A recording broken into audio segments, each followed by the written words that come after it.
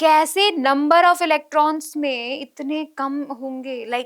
देखो, जब कभी भी 10 की पावर माइनस में है तो इसका मतलब ये एक पार्ट है, ये कंप्लीट भी नहीं है। ओम्स लॉ ये कहता है कि पोटेंशियल करंट के डायरेक्टली प्रोपोर्शनल है, तो अगर ये वैल्यू डबल हो जाती है तो करंट की वैल्यू भी डबल हो जाएगी। बट यहां पर वो लेंथ पे डिपेंडेंसी बता रहा है। This is the main reason कि हमारा ये स्टेटमेंट भी गलत है और ये स्टेटमेंट भी गलत है।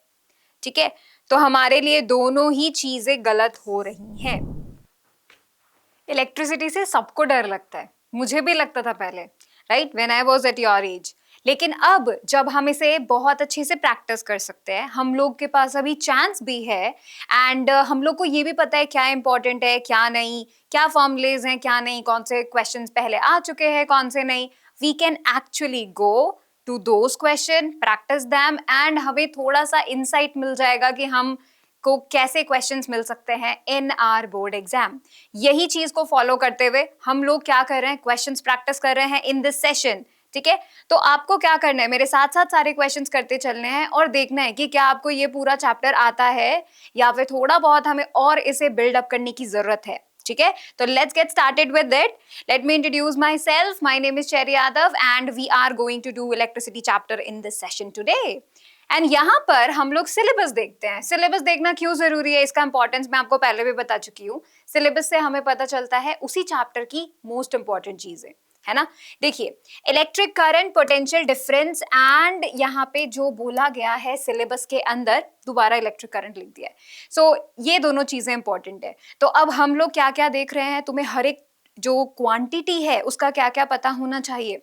आपको पता होना चाहिए डेफिनेशन क्या है, ये डिफाइन करना दोनों के लिए केस। मैं ये जो आपको बता रही हूँ ये मैं हर क्वांटिटी के लिए बता रही हूँ, रेजिस्टेंस के लिए भी है, एनर्जी के लिए भी है, पावर के लिए भी है, electric current, electric potential, potential difference, सब के लिए है। ठीक है, तो सबकी डेफिनेशन तुम्हें पता होनी चाहिए। ठीक है, आपको पता होना चाहिए कि उसकी एसआई यूनिट क्या है।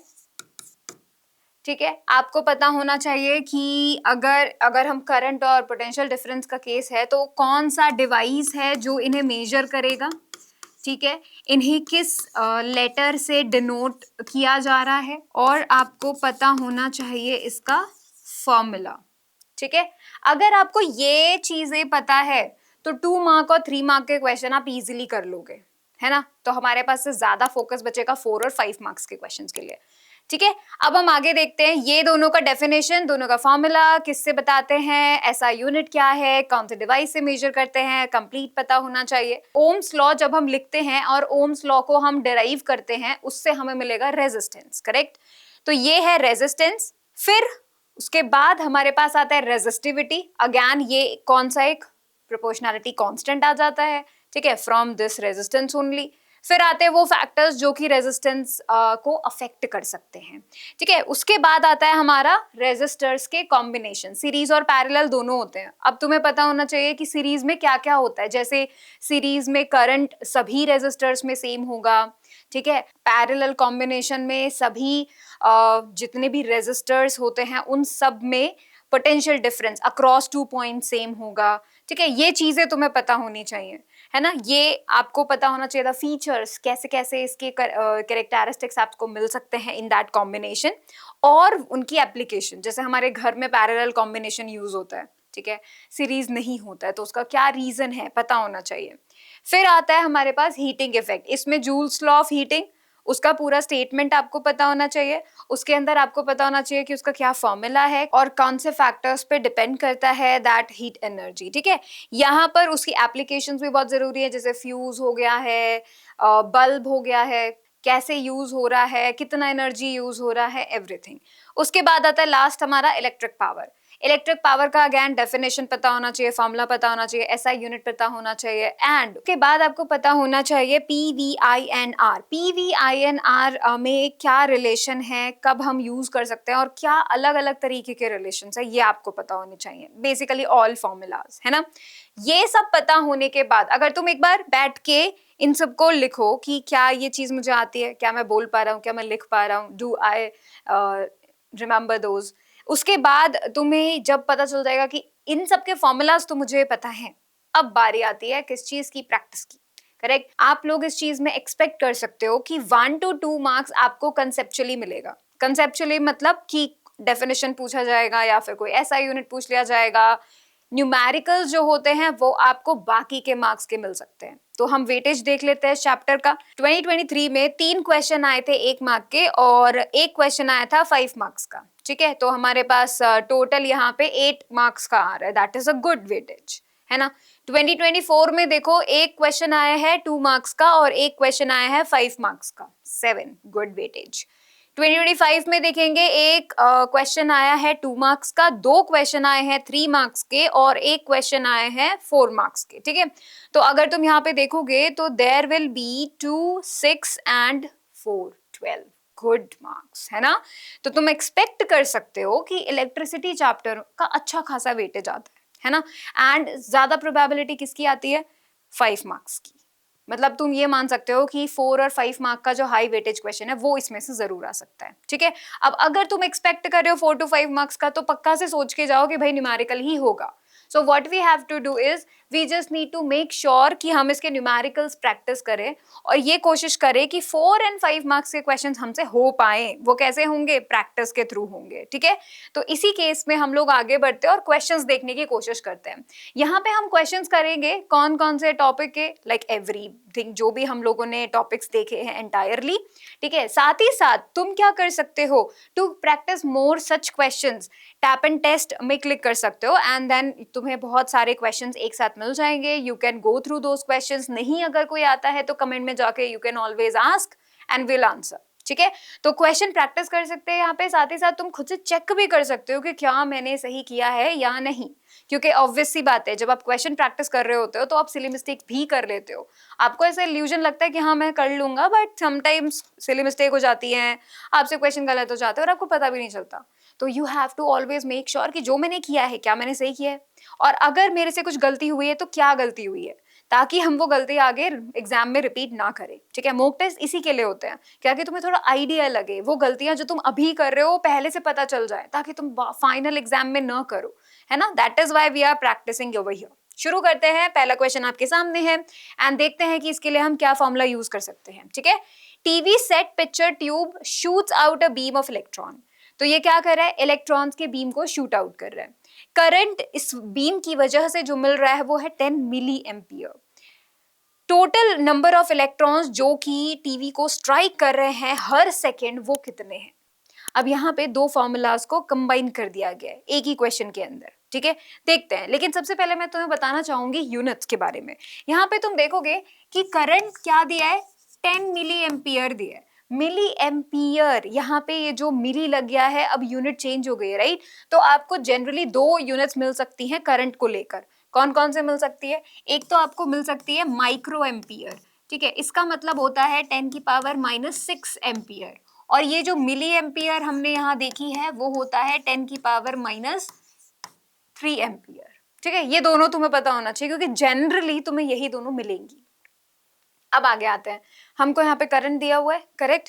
हमको बोल दिया है टाइम जो है वो 1 सेकेंड है, करेक्ट। अब ये दोनों चीजें हमें दी है और पूछा गया है नंबर ऑफ इलेक्ट्रॉन्स। मैंने जो तुम्हें बोला है कि हम दो फॉर्मूलाज को कंबाइन करेंगे वो क्या है, तो ये देखिए हमारे पास एक फॉर्मूला है चार्ज लिखने के लिए जिसे हम क्वांटाइजेशन ऑफ चार्ज भी कहते हैं। ये है Ne, मतलब number of electrons multiplied by charge on 1 electron. ठीक है, इसकी हेल्प से मैं नंबर ऑफ इलेक्ट्रॉन्स पता कर सकती हूँ, है ना। लेकिन मुझे टोटल चार्ज पता होना चाहिए।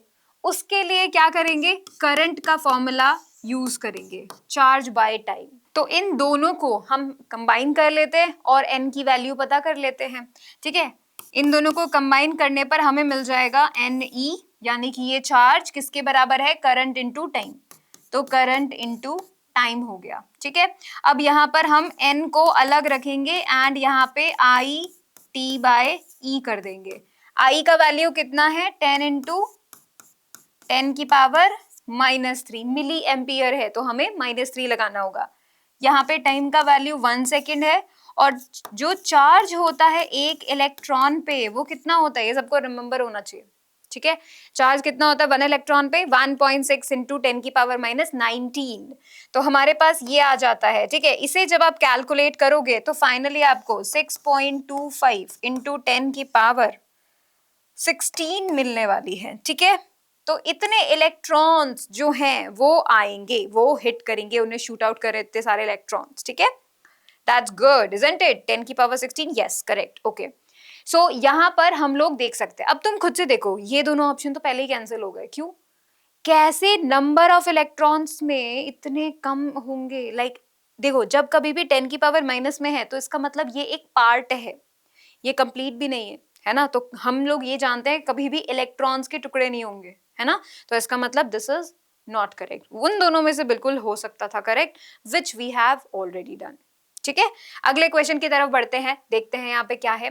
यहाँ पे जैसा कि हम देख पा रहे हैं कॉलम ए और कॉलम बी में क्वांटिटीज लिखी हुई हैं, कॉलम बी के अंदर यूनिट्स लिखी हुई हैं। तो सिंपल है चीजें, आपको रिमेंबर मैंने क्या क्या बताया था, डेफिनेशन, एसआई यूनिट, ये सब बताया था। तो यहाँ पे सिंपल सिंपल कनेक्शन आप तुरंत बना लोगे। इलेक्ट्रिक करंट की यूनिट क्या होती है? एम्पियर। कहाँ है एम्पियर? ये रहा। तो हमारा ए जो है सेकेंड के साथ हो गया। चार्ज की यूनिट कूलम, तो हमारे पास थर्ड से कनेक्ट हो गया। रेजिस्टेंस की यूनिट ओम, किससे कनेक्ट होगा? फोर्थ से। पोटेंशियल डिफरेंस वोल्ट, तो ये हो गया फर्स्ट से। तो हमारा कौन सा ऑप्शन यहाँ पे बिल्कुल करेक्ट आ रहा है? देखें, ए का सेकेंड, दो है सेकेंड, ठीक है, बी का हमारे पास आता है थर्ड, सी का फोर्थ एंड डी का फर्स्ट। ठीक है, तो हमारे पास बी ऑप्शन करेक्ट हो जाएगा। ठीक है, ऐसे हम जल्दी जल्दी कर सकते हैं अगर हमें पहले से चीजें याद होंगी तो। ठीक है, तो ये 1 मार्क्स इजीली आपको मिल सकते थे। चलिए, conventionally direction of the current is taken as. अब देखो, जब डायरेक्शन की बात करते हैं, वो भी करंट की डायरेक्शन की बात करते हैं, तो दो तरीके हैं जिससे हम डायरेक्शन बता सकते हैं। डायरेक्शन तो सेम ही है, हमेशा करंट बैटरी के या सेल के पॉजिटिव टर्मिनल से निकल के नेगेटिव टर्मिनल में ही जाएगा, दैट इज करेक्ट। ठीक है, लेकिन बोलने का तरीका डिफरेंट है। कन्वेंशनल वाला जो डायरेक्शन बोला जाता है, जो पहले के जमाने से बोलते चले आ रहे थे, वो क्या चीज थी? वो था पॉजिटिव चार्जेस को लेकर। उनको तब तक इलेक्ट्रॉन्स के बारे में नहीं पता था, इस वजह से उन्हें लगता था कि ये जो करंट है वो पॉजिटिव चार्जेस की वजह से ही आता है। तो तब उन्होंने उसकी डायरेक्शन बता दी कि हाँ, पॉजिटिव टर्मिनल से निकलकर नेगेटिव टर्मिनल बैटरी के करंट जा रहा है। ठीक है, तो अब यहाँ पे उन्होंने ये डायरेक्शन बोली। लेकिन जब इलेक्ट्रॉन डिस्कवर हुआ और ये पता चला कि ये जो करंट है ये एक्चुअली में इलेक्ट्रॉन के उल्टे डायरेक्शन में बताया जाता है, तो इलेक्ट्रॉन्स कहाँ से कहाँ जाएंगे? नेगेटिव टर्मिनल से निकल के पॉजिटिव में जाएंगे। इसी वजह से इनके अपोजिट डायरेक्शन में होगा current, which is positive to negative. इसी वजह से यहाँ पे ये डायरेक्शन बन गई है कन्वेंशनल डायरेक्शन। और जो अभी तुम लोग लिखते हो opposite to the flow of electrons, ये डायरेक्शन जो है अब बताई गई है जब इलेक्ट्रॉन्स डिस्कवर हुए उसके बाद। इस वजह से है तो एक ही डायरेक्शन, बस कहने के तरीके दो हैं। ठीक है, तो कन्वेंशनली हमने क्या बोला था कि यहां पर हमारे पास है negative no atoms, molecules, positive charge. ठीक है, पॉजिटिव चार्जेस के फ्लो का डायरेक्शन, उसी डायरेक्शन में होगा करंट। ठीक है, ऐसा कन्वेंशनली बोला गया था। चलिए आगे बढ़ते हैं। Work done in moving a charge of 4 coulomb across 2 points having a potential difference of 50 volt is. तो देखो, यहां पर जो आपको बताया गया है ये वर्क डन पूछा गया है, लेकिन क्या क्या चीजें हैं यहाँ पे? आपको चार्ज दिया हुआ है, 4 कूलम का चार्ज है, correct, this is the one, है ना? और आपको ये बोला है कि पोटेंशियल डिफरेंस है 15 वोल्ट। पोटेंशियल डिफरेंस और चार्ज कैसे कनेक्टेड है? पोटेंशियल डिफरेंस के फॉर्मूले से। पोटेंशियल डिफरेंस का फॉर्मूला क्या है? वर्क डन बाय चार्ज, मतलब इस चार्ज को लेकर जाने में कितना काम किया गया है, दैट इज पोटेंशियल डिफरेंस, है ना? तो यहां पर हम क्या करेंगे? वैल्यूज पुट कर लेंगे ताकि हम W को कैलकुलेट कर सके। ठीक है, तो यहां पर हमारे पास आ जाता है 15 और हमारे पास आ जाता है W डिवाइडेड बाय 4, यानी कि वर्क डन आ गया हमारा 60 जूल्स। ठीक है, तो दैट मीन्स सी ऑप्शन हमारा यहाँ पे करेक्ट जाता है। ओके, इजी है, ये वाला 1 मार्क्स में आ सकता है बिकॉज डायरेक्टली हमको फॉर्मूले में वैल्यूज पुट करनी है और कैलकुलेट करना है। ठीक है, आगे बढ़ते हैं। potential difference between the terminals of the electric heater is 60 volt when it draws a current of 5 ampere from the source. तो यहाँ पे साफ साफ आपको बता दिया है कि करंट कितना हुआ 5 एम्पियर। जो 5 एम्पियर का करंट है और इलेक्ट्रिक हीटर के अक्रॉस कितना पोटेंशियल डिफरेंस है 60 वोल्ट। ठीक है, अगर पोटेंशियल डिफरेंस को बढ़ा करके 120 वोल्ट कर देंगे तो करंट कितना फ्लो होगा। अब इस क्वेश्चन को करने के दो तरीके हैं। एक तो पहला ये तरीका है कि हीटर तो चेंज नहीं हो रहा, हीटर तो अभी भी वही है, तो इसका मतलब ये हुआ कि रेजिस्टेंस सेम रहेगा, है ना। रेजिस्टेंस कभी भी पोटेंशियल डिफरेंस और करंट पे डिपेंड नहीं करता, है ना, इसी वजह से रेजिस्टेंस तो सेम रहेगा। तो यहाँ पे एक तरीका ये है कि तुम दो बार क्या करोगे, ओम्स लॉ लगाओगे और प्रोपोर्शनैलिटी से उनको चेक करोगे। कैसे? हम लोग पहली बार में लगाएंगे तो V1 इक्वल्स टू I1R हो जाएगा, है ना। दूसरी बार में हम लोग लगाएंगे तो V2 इक्वल्स टू I2R हो जाएगा, इक्वेशन 2। ठीक है, अब हम क्या कर सकते हैं, यहाँ पे इन दोनों को जरा डिवाइड कर दो तो तुम्हें इजीली चीजें मिल जाएंगी। कैसे मिल जाएंगी देखो,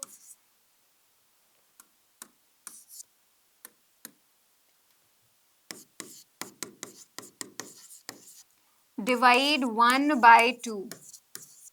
ठीक है, तो हमारे पास आ जाता है V1/V2, ठीक है, I1/I2, R कैंसिल हो गया। ठीक है, तो अब तुम क्या कर सकते हो, डायरेक्टली इसके अंदर वैल्यू पुट करो। 60 वोल्ट बोल रहे थे, है ना, 60 वोल्ट पे कितना एम्पियर बोला गया था, वहां पर वापस जाके देखते हैं, 5 एम्पियर बोला गया था। ठीक है, तो I1 की वैल्यू 5 एम्पियर। वोल्टेज सेकंड वाला कौन सा था, जब डबल कर दिया 120 वोल्ट, तो हमारा करंट क्या होगा ये हमें पता करना है। इसके लिए क्या करना है, क्रॉस मल्टीप्लाई करना है, और I2 हमारा क्या निकल कर आ जाता है 5 इंटू 120 डिवाइडेड बाय 60। ठीक है, तो हमारे पास सीधे सीधे करंट आ जाता है डबल 10 एम्पियर। ठीक है, एक तरीका ये है कि तुम इस तरीके से करंट निकालो। ठीक है, दूसरा तरीका ये है कि तुम डायरेक्टली प्रोपोर्शनल कर दो। रिमेंबर हम लोगों ने ओम्स लॉ क्या पढ़ा है, ओम्स लॉ ये कहता है कि पोटेंशियल करंट के डायरेक्टली प्रोपोर्शनल है। तो अगर ये वैल्यू डबल हो जाती है तो करंट की वैल्यू भी डबल हो जाएगी। इस तरीके से भी कर सकते हैं, लेकिन उसके लिए फिर तुम्हें कंडीशंस मेट करनी होंगी एंड तुम्हें देखना होगा कि हम सही अप्लाई कर रहे हैं। इसलिए ज्यादा प्रेफरेबल है, अगर तुम्हें ऐसा लगता है कि तुम सिली मिस्टेक का चांस नहीं ले सकते हो तो गो विद दैट। ठीक है, चलो नेक्स्ट क्वेश्चन ट्राई करते हैं। असर्शन रीजन है, आपके पेपर में असर्शन रीजन भी आने वाले हैं। ठीक है, तो उनको भी आपको करना जरूरी है, सोचना जरूरी है। स्टेटमेंट को 2 बार पढ़ो तभी समझ में आएगा। ठीक है, यहाँ पे क्या बोल रहा है, resistivity of an electrical conductor increases square times on increasing the length of the conductor. ये कह रहा है कि जो रेजिस्टिविटी है जिसे हम रो से बताते हैं, ये रेजिस्टिविटी अगर लेंथ को हमने बढ़ा दिया है तो ये स्क्वायर टाइम्स बढ़ जाएगी, ऐसा इसमें बोला गया है। दूसरा, resistivity of an electrical conductor is directly proportional to the length of the conductor. तो ये बोल रहा है कि there is this dependency on it. But सबसे इंपॉर्टेंट चीज क्या आती है, क्या रेजिस्टिविटी लेंथ पे डिपेंड करता है? क्या ये सही बात है? बिल्कुल भी नहीं। क्यों नहीं? रेजिस्टिविटी जो है वो सिर्फ किसी भी सब्सटेंस के नेचर पे डिपेंड करता है, दैट्स इट।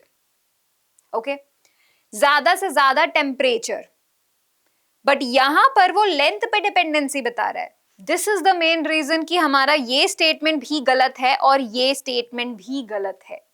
ठीक है, तो हमारे लिए दोनों ही चीजें गलत हो रही हैं। ओके, ये पॉइंट कैसे कर पाए, क्योंकि हमें क्लैरिटी है रेजिस्टिविटी किस किस पर डिपेंड कर रही है ना। हमको ये चीज अगर क्लियर होगा तो ही हम इसे इजीली कर पाएंगे, क्योंकि हमें ये भी चेक करना होगा कि क्या ये रीजन असर्शन को एक्सप्लेन भी कर रहा है कि नहीं कर रहा है। नेक्स्ट देखते हैं, एक हमें यहाँ पर मिल गया है match the column. So column A के अंदर कुछ मटेरियल्स का नाम यहाँ पे दिया हुआ है और कॉलम बी के अंदर उन्हीं के नेचर रिलेटेड बात की गई है, जैसे कि ग्लास। अब ग्लास क्या होता है, क्या वो अलॉय होता है, सेमीकंडक्टर होता है, इंसुलेटर होता है या बेस्ट कंडक्टर होता है? ग्लास तो कभी भी अपने अंदर से करंट नहीं जाने देता, तो दैट मीन्स ये क्या हो गया है, इंसुलेटर हो गया है। सिल्वर की बात करते हैं, सिल्वर इकलौता बेस्ट कंडक्टर है, उसका तो नाम सबको याद होना चाहिए, तो ये बेस्ट कंडक्टर है। नाइक्रोम, नाइक्रोम हम लोग कहाँ यूज करते हैं, हीटर में यूज करते हैं, है ना, टोस्टर, हीटर, इन सब में नाइक्रोम का वायर यूज होता है। क्यों? क्योंकि ये हीट प्रोड्यूस करता है, इसलिए, है ना। तो what is this, this is alloy, निकल और क्रोमियम का अलॉय, ठीक है। फिर आता है सिलिकन, सिलिकन हमारा है सेमीकंडक्टर, ठीक है। तो यहां पर ये चीजें पता थी, इजी है। अगर हमें ये मटेरियल्स पता है और ये कौन से कैटेगरी में रहते हैं, ये अगर हमें पता चल जाता है, इजीली 1 मार्क मिल जाएगा। तो इसके हिसाब से हमारा कौन सा ऑप्शन यहाँ पर करेक्ट आता है, हमारे पास आता है ए का थर्ड, ठीक है, फिर आता है बी का फोर्थ, सी का फर्स्ट एंड डी का सेकेंड। तो हमारे पास ए ऑप्शन यहाँ पे करेक्ट आ जाता है, ठीक है, इजी। चलते आगे चलते हैं।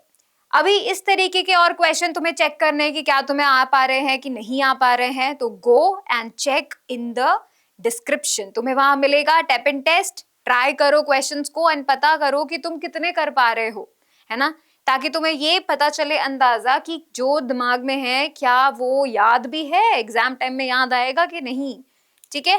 That is an important part. आगे बढ़ते हैं। ये हमारा एक क्वेश्चन है, क्या बोल रहा है, 2 रेजिस्टर्स ऑफ रेजिस्टेंसेस 4 ओम और 6 ओम आर कनेक्टेड इन सीरीज, दोनों को सीरीज में कनेक्ट कर दिया 1 by 1, ठीक है। अगर potential difference across them is V1 and V2, तो करेक्ट स्टेटमेंट क्या होगा। अब यहाँ पे सबसे अच्छी बात पता है क्या आ जाती है, मैंने बताया था कैरेक्टरिस्टिक्स याद होने चाहिए। अगर तुम्हें वो याद है, सीरीज कॉम्बिनेशन और पैरेलल कॉम्बिनेशन के फीचर्स याद हैं, तो तुम इजीली कर पाओगे। चलो मैं तुम्हें बताती हूँ। यहाँ पे पहले में हम देख लेते हैं कितने हैं, 4 ओम और 6 ओम के दो सीरीज में अटैच किए गए हैं। तो लेट्स से कि ये दोनों 4 ओम और 6 ओम सीरीज में कनेक्ट कर दिए गए हैं, ठीक है। अब क्या बोला गया है कि इसमें V1 है और इसमें V2 है, ये V बोल दिया गया है। पोटेंशियल डिफरेंस अक्रॉस 4 ओम V1, पोटेंशियल डिफरेंस अक्रॉस 6 ओम V2, ये बोल दिया गया है। अब अगर हमें ये चीज नहीं क्लियर होगी कि सीरीज कॉम्बिनेशन में तो जो करंट जाता है वो सेम होता है दोनों में, है ना, जितना करंट यहां से निकलेगा उतना करंट ही दोनों में फ्लो करेगा एंड वो यहां आ जाएगा, दैट मीन्स दोनों में करंट तो सेम है ना। तो अब हम लगाएंगे Ohm's law, V is equals to I R, होता है कि नहीं होता है। अगर आपके पास ये करंट अगर कांस्टेंट आ जाता है, सेम आ जाता है, तो क्या हम इसको ऐसे लिख सकते हैं, डायरेक्टली प्रोपोर्शनल टू आर, मतलब जो रेजिस्टेंस कम होगा उसके अक्रॉस पोटेंशियल डिफरेंस भी कम होगा, जो रेजिस्टेंस ज्यादा होगा उसके अक्रॉस पोटेंशियल डिफरेंस भी ज्यादा होगा। इसका मतलब यहाँ पे जो 4 ओम है, ये 4 ओम 6 ओम से कम है, इसीलिए जो V1 है वो V2 से कम होगा, ठीक है। अगर ये चीज मुझे ये पता होती कि हाँ करंट सेम जा रहा है तो मैं इसे डायरेक्टली प्रोपोर्शनल कर सकती हूं, तो देन आई कैन कंपेयर, ठीक है। तो ऐसे करके हमारा V1 जो है V2 से कम हो जाएगा, कंपैरिजन किया जा रहा है, इससे हमें पता चला है, ठीक है। आगे बढ़ते हैं, एक और क्वेश्चन ट्राई करते हैं। वाओ, देखो ये गिवन सर्किट है यहाँ पे। अब हम हीटिंग इफेक्ट पे बात कर लेते हैं। यहाँ पे हमें बताना है total electric energy supplied by the battery in 1 minute.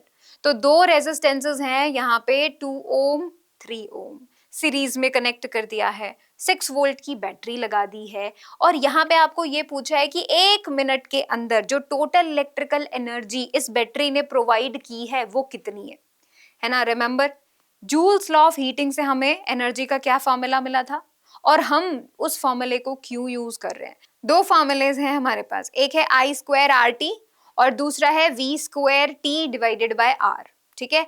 हम यहाँ पे I स्क्वायर RT प्रेफर करेंगे। क्यों प्रेफर करेंगे, क्योंकि ये दोनों है सीरीज में, तो दोनों के अंदर करंट सेम होगा, तो हमें इतना कोई डिफरेंस नहीं मिलेगा।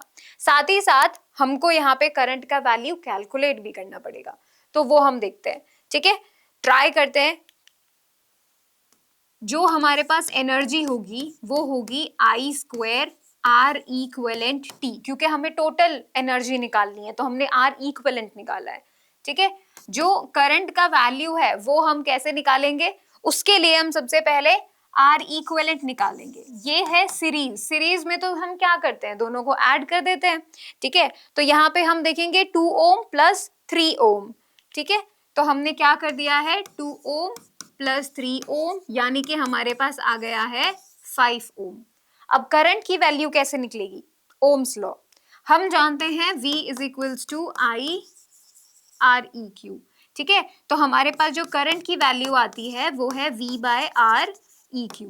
V कितना है 6, आर ई क्यू कितना आ रहा है 5, तो 6/5 एम्पियर हमारे पास करंट आ गया। अब यहाँ पे वैल्यू पुट कर देते हैं, ठीक है। करंट का वैल्यू कितना आ रहा है 6/5 इसका होल स्क्वायर, ठीक है। आर इक्विवेलेंट कितना आ रहा था 5, और जो टाइम है वो हमें बोला गया 1 मिनट, यानी कि हमारे पास 60 सेकेंड्स होंगे, तो हमारे पास आ गया है 60। तो हम जरा देखते हैं 36, एक 5 से एक 5 कैंसिल, दूसरे 5 से 12 टाइम्स कैंसिल, ठीक है। तो ये हमारे पास कितना आ जाता है 432 जूल्स, है ना। तो हमारे पास इतनी एनर्जी आ जाएगी। दिस मीन कि पूरे सर्किट में 1 मिनट के अंदर टोटल इलेक्ट्रिकल एनर्जी इतनी सप्लाई की गई है, ठीक है। तो हमारे पास आ जाता है 432 जूल्स, है ना। एक और क्वेश्चन ट्राई कर लेते हैं। ये है पावर बेस्ड, जो रेटिंग होती है अलग अलग अप्लायंसेस पे लिखी हुई उस पर बेस्ड है। देखते हैं। To double the power rating of a 711 watt refrigerator, it should be connected to a commercial line of 668 volt instead of 334 volt domestic line. तो ये कह रहा है कि अगर आप किसी भी डिवाइस की पावर को डबल कर देना चाहते हैं, इसने तो स्पेसिफिकली रेफ्रिजरेटर की बात की है कि अगर आप रेफ्रिजरेटर की पावर को डबल कर देना चाहते हो तो उसके लिए आपको क्या करना पड़ेगा, डबल वोल्टेज अप्लाई करना पड़ेगा। पर क्या ऐसा होता है? अगर आपने वोल्टेज ज्यादा दे दिया तो क्या डिवाइस की भी पावर ज्यादा हो जाती है? ऐसा तो नहीं होता ना, बल्कि डिवाइस तो फूक जाता है ना। तो दैट मीन्स ये तो बिल्कुल गलत स्टेटमेंट है, ऐसा तो नहीं कर सकते हैं। दूसरा, ये जो स्टेटमेंट है रीजन का बोल रहा है power rating is appliance product specific. सही बात है, इसीलिए तो नहीं हो पाता।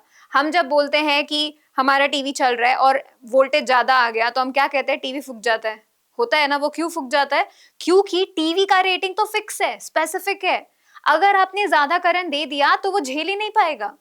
दैट इज वाई आप अगर ज्यादा वोल्टेज प्रोवाइड कर दोगे तो आप उस डिवाइस की पावर को डबल नहीं कर सकते हो, है ना। रीजन साफ साफ ये रहा, क्योंकि वो प्रोडक्ट स्पेसिफिक होती हैं, ठीक है, डिवाइस स्पेसिफिक होती हैं। तो हमारे पास असर्शन तो गलत निकल जा रहा है और हमारा रीजन ट्रू है, तो हमारे पास यहाँ पे डी ऑप्शन आ जाता है, ठीक है। So finally we have done all different types of questions. इसके अलावा भी अगर आपको क्वेश्चन करना है और यू फील लाइक कि मैं थोड़ा और टेस्ट कर लेता हूँ खुद को कि कितने क्वेश्चंस मैं कर पा रहा हूँ कि नहीं, डिस्क्रिप्शन में टैप एंड टेस्ट दिया हुआ है, क्लिक ऑन दैट और सारी क्वेश्चंस ट्राई करो, पता करो कि क्या तुम कर पा रहे हो कि नहीं। और कोई भी डाउट आता है तो you can always comment in the comment section, ठीक है। We'll be there for you and we'll answer, so don't worry about it, ठीक है। जितना हो सके उतने क्वेश्चंस को ट्राई करो, जितने अलग अलग टाइप के क्वेश्चंस मिल सके उतने क्वेश्चंस को ट्राई करो, एंड देन ओनली आपको पता चलेगा कि आप अपनी तैयारी में कहां पर हैं। So that's all for today, thank you so much. मिलते हैं नेक्स्ट चैप्टर के साथ इन द नेक्स्ट सेशन।